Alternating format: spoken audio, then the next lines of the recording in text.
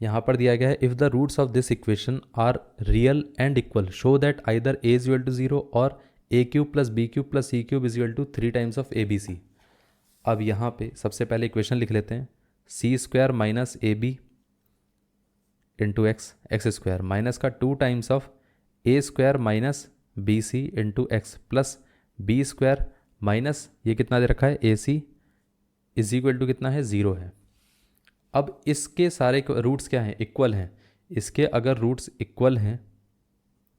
तो हमें ये बताना है कि ये हमें शो करना है to show either A is equal to 0 और क्या हो सकता है, और हमारे पास या तो फिर ये वाला पार्ट होना चाहिए कि a cube plus b cube plus c cube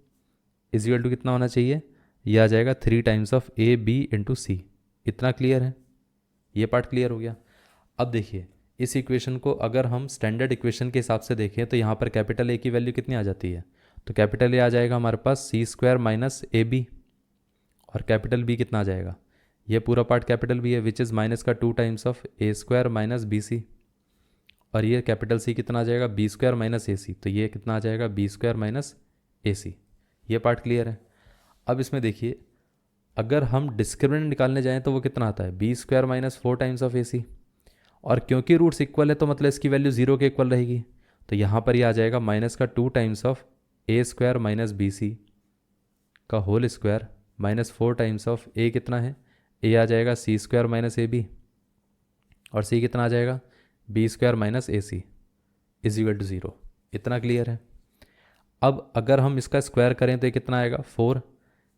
ये आ जाएगा A square minus B C का whole square minus 4 times of, इसको अगर हम इससे मल्टीप्लाई करेंगे तो C square into B square,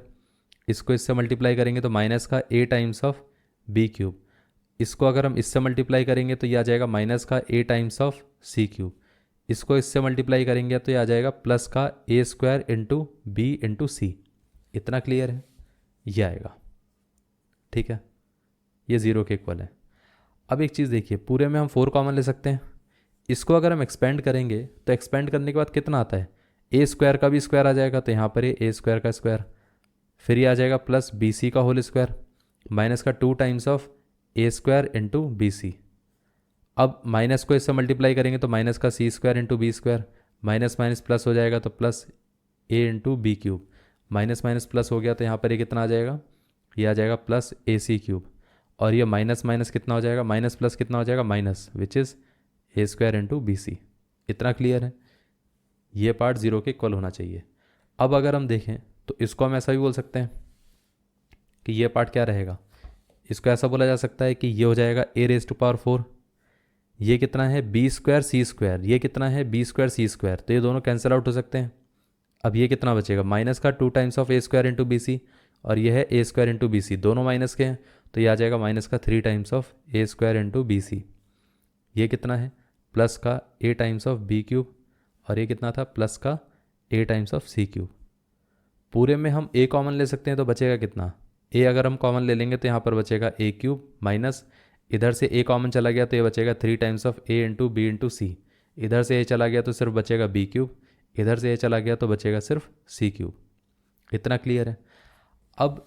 ये इक्वेशन 0 के इक्वल है, ये वाला एक्सप्रेशन 0 के इक्वल है, तो या तो ये 0 के इक्वल होना चाहिए या तो ये 0 के इक्वल होना चाहिए, क्योंकि 4 तो 0 के इक्वल हो नहीं सकता है। अब इसमें ए इक्वल टू या तो 0 रहेगा और क्या होना चाहिए, और रहेगा हमारे पास a cube minus 3 a b c plus b cube plus c cube is equal to 0। अब ये पार्ट 0 के इक्वल कब हो सकता है, अगर हम इसको राइट साइड पर ले जाएंगे तो कितना आएगा, यह आ जाएगा a cube plus b cube plus c cube is equal to कितना आ गया 3 टाइम्स ऑफ ए बी सी। ये है। इतना क्लियर है। ये था, या तो ये होगा या तो ये होगा, इन दोनों में से एक हो सकता है।